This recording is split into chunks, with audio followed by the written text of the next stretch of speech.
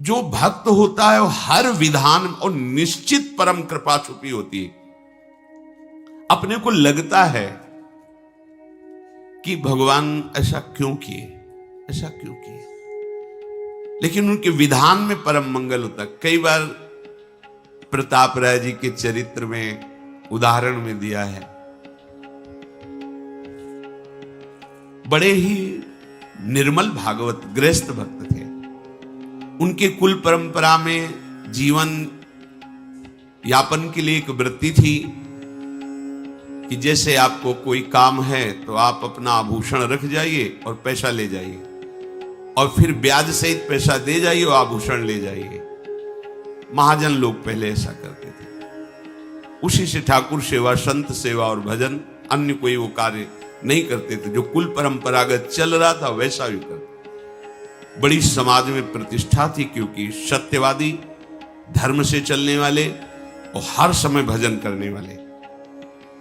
माला लिए बैठे रहते थे गद्दी में, कोई आया बस ऐसे, तो जो वहां के काजी थे वो अन्य धर्मावलंबी थे, तो कुछ दुष्ट लोगों ने उनको भड़काया कि इसकी इतनी प्रतिष्ठा हो रही है, इतना मान हो रहा है और धन भी आ रहा है। तो उन्होंने एक मन में जो ठाना था नीचा दिखाने के लिए, अपना पूरा का पूरा प्लान बताया कि ऐसा ऐसा किया जाए तो समाज में भी इसकी निंदा होगी और सारा धन इसका छीन लिया जाएगा और इसको दंड भी दिया जाएगा। काजी को सहमत कर लिया। 3 लोग इसमें प्रमुख बने। एक गया, प्रणाम किया प्रताप राय जी को और कहा हमारी बेटी का ब्याह है, 10,000 रुपये चाहिए। तो बोले आपको हमारे यहाँ का सिद्धांत पता होगा? बोले हाँ, हम पहले से जानते हैं। ये कुछ हमारे स्वर्ण आभूषण हैं। वो देखते भी नहीं थे। एक बड़ा बॉक्स रखा था, अपना नाम लिखकर पर्ची रखिए उस पर और आभूषण रख दीजिए, और उनका सेवक रहता, 10,000 रुपये ले जाइए, और जब आपको काम हो जाए तो ब्याज सहित तो वापस कर जाना, अपने आभूषण ले जाना। देखा भी नहीं क्या है। थोड़ी देर बाद दूसरा आया, हमारे घर में खाने को भी नहीं है, हमें अर्थ चाहिए, तो हमारे स्वर्ण आभूषण ये हैं, आप बिल्कुल 10,000 3 लोग ले गए और अपने आभूषण ऐसे रख ले, पर्ची लगा। 4-5 दिन बाद ही आए, 10,000 रुपये ब्याज सहित वापस किए और आभूषण पहले ने उठाया अपनी पर्ची। अरे देखो कितना नाटकी है, इसमें एक भी आभूषण नहीं, इसमें तो पत्थर भरे, पत्थर ही रख गए थे, उन्होंने देखा भी नहीं। भक्त का जीवन विश्वासमय होता है, क्यों कोई छल कपट करेगा ऐसी भावना से। थोड़ी देर में दूसरा गया, थोड़ी देर में तीसरा गया, तीनों ने अरे देखो ये नाटक, हमारा स्वर्णाभूषण हटा करके पत्थर भर के रखा है, हमने तो ब्याज से इसको पैसा दिया। ऐसा थोड़ी देर में काजी को बुला लिया, काजी ने आतंक मचा दिया। बादशाह से दस्तखत करा करके राज सैनिकों के द्वारा पूरा इनका परिवार बंदी बना लिया गया। इन्होंने अपनी पत्नी को कहा ठाकुर जी लो आभूषण लो, पीछे की खिड़की से भाग जाओ, ये कोई भगवान की लीला हो रही है, हमारे द्वारा तो कोई गलती हुई नहीं। बहुत ही उनको अपमानित किया गया। गांव के लोग समझ गए कि ये पाखंड कर रहा था, भक्ति नहीं कर रहा था। अरे एक आदमी झूठ बोलेगा, 3 आदमियों के साथ, और वो कपटी ठग थे ही। ऐसा होता है, भगवान की बड़ी विचित्र लीला होती। कभी कभी सत्य को पर्दे में ढक दिया जाता है और असत्य का बोलबाला दिखाई देता है, लेकिन ज्यादा दिन नहीं चलता वो। इनको बंदी बना लिया गया, सारी संपत्ति अपहरण कर ली गई। कुछ लोगों ने कहा कि इनकी पत्नी है और ठाकुर जी के आभूषण और ठाकुर जी के लेकर के वो अपने मायके चली गई। वहां सैनिक भेजे गए, उसको भी बंदी बनाकर ठाकुर जी को भी लाकर जहां सब स्वर्णाभूषण जमा किए जाते उस खजाने में ठाकुर जी को भी रख दिया। जब पत्नी पास में ही बंद करके आई और उनको एकांत मिला, तब वो रोने लगे प्रताप राय कि मुझे जो अपमान मिला है, बंदी बना लिया गया, मुझे इसका कष्ट नहीं। नाथ, मैं आपको प्रगट मानकर 8 पैर सेवा करता था, आपको एक आभूषण की तरह ही खजाने में रख दिया गया, ये मैं सह नहीं पा रहा हूं। आपको कैसे भोग लगे, आपको कैसे जल पिलाऊं, आपको कैसे शयन कराऊं। प्रभु और दंड जो चाहो दिला दो, पर मुझे ऐसा कुछ संयोग बना दो जिससे आपकी और आर्त भाव से रोने, जे ही रोने लगे ते ही वहीं प्रिया प्रीतम प्रकट हो गए साक्षात। ओ, जो बड़े बड़े ऋषि मुनियों की आकांक्षा होती साधना करते हुए, वो आराध्य देव कैसे मिलते हैं? उनका विधान कड़ुआ हो सकता है, लेकिन परिणाम महामंगल में लूट गए चरणों में।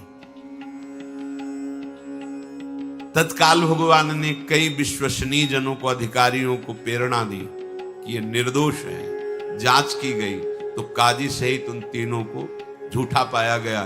बादशाह की तरफ से उनको दंड मिला और पूरे नगर में ससम्मान के साथ प्रताप राय जी को फिर स्थापित, उनकी प्रतिष्ठा, उनका मान, उनके ठाकुर, उनकी संपत्ति। और राजा ने कहा आज के बाद सदैव हमारा सहयोग रहे। क्या हुआ? थोड़ी देर के लिए कड़ुआ विधान नजर आया, लेकिन भगवत साक्षात्कार का योग बन गया। जो भक्त है उसके हृदय में निश्चय हो जाता है कि अब जो होगा वो सब मंगल विधान भगवान का होगा। एक होता है सहना कि अब क्या करें, भगवान है, जो करेंगे सहना ही पड़ेगा। और एक होता है आनंदित होकर के मेरे प्रभु जो कर रहे हैं बहुत मंगलमय कर रहे हैं। आप इतना समझ लो कि भगवान के भंडार में आनंद ही आनंद है, दुख तो है नहीं। अमृत ही अमृत है, जहर है नहीं। विश्वास कर लीजिए, किसी भी तरह से वो प्रयोग करेंगे तो अमृत और आनंद की अनुभूति होगी। यद तज्ञे विषम्यु परिणामे अमृतोपमम। शुरुआत तुम्हें विष जैसी लग सकती है, पर वो विधान तुम्हें अमृत में डुबो देगा। विश्वास कर लो। कृपा का स्वरूप कई तरह से प्रकट होता है। कभी बहुत ही मधुर स्वरूप प्रकट होता है, कभी बहुत कोमल, कभी बहुत सुख स्वरूप, कभी कभी कृपा बहुत ही भयानक रूप में आती है, बड़ी ही कट रूप में आती है, बड़ी ही भीषण रूप में आती है, पर उसका परिणाम बहुत मंगलमय होता है। उपासक मृदु कोमल मधुर कृपा या कटु भीषण दुखमयी, इन दोनों के भेद को नहीं देखता, केवल कृपा देखता है। कृपा है आपकी, कृपा है। बड़े लीला बिहारी है, उनकी लीला वही समझ सकते हैं जिसको समझा दे। वामन रूप से जाते हैं, 3 पग भूमि मांगते हैं, नाप करके एक ही पग में ब्रह्मलोक तक, दूसरे में सब ब्रह्मांड। बोल बड़ा दानी बनता था, बांध दिया वरुण पास में और कहा अब बोल तीसरा पग कहां से दे। 2 पग में सब नाप लिया। ये बड़ी भीषण कृपा का स्वरूप है। सब आसपास भगवत पार्षद खड़े हुए हैं जो पूरी सृष्टि का लय सृजन पालन करने की सामर्थ्य रखते हैं। और भगवान गर्जना करके कह रहे, बड़ा अहंकार करता था, 3 पग पृथ्वी का दान कर दूंगा, अपने को दानी अब पूरा कर। मुस्कुराए बलि जी महाराज, प्रभु अभी तो आपको प्रणाम भी नहीं किया। प्रणाम भी कैसे करूं, आपने तो बांध रखा है। प्रार्थना करता हूं कि जिन श्री चरणों के नपने से आपने मांगा था, उन्हीं श्री चरणों से 2 में तो संपत्ति नाप ली, अब 1 में संपत्तिवान को नाप लीजिए। अपने चरण हमारे माथे पर पधराइए और मुझे। भगवान बंध गए, बलि जी को नहीं बांधा, बंध गए। करुणा समुद्र भगवान मुस्कुरा दे, बोले तुम्हें तनिक भी क्षोभ नहीं हो? बोले प्रभु क्षोभ किस बात का? प्रहलाद जी आ गए, स्तवन कर रहे हैं, उनकी पत्नी स्तवन कर रही। भगवान ने कहा आज के बाद द्वारपाल मैं तुम्हारा। आज भी भगवान बलि के द्वारपाल बने हुए खड़े हुए हैं। आज भी बोलो, भगवान ने बलि को बांधा है, बलि ने भगवान को बांध दिया। लेकिन कृपा इतनी भीषण दिखाई दे रही थी कि कोई मंगल का विधान ही नहीं समझ में आ रहा था।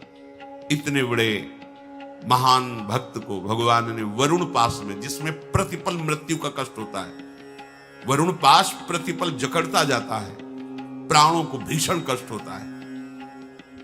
तो कृपा मृदु भी हो सकती है, भीषण भी हो सकती है, पर भक्त मृदु और भीषण नहीं देखता, केवल कृपा देखता है। तो परिणाम में कृपा सिंधु को अपने हृदय में, अपनी दृष्टि में, अपने प्राणों में, अपने जीवन में बाहर भीतर उनकी कृपा ही कृपा, उनका अनुभव करता है।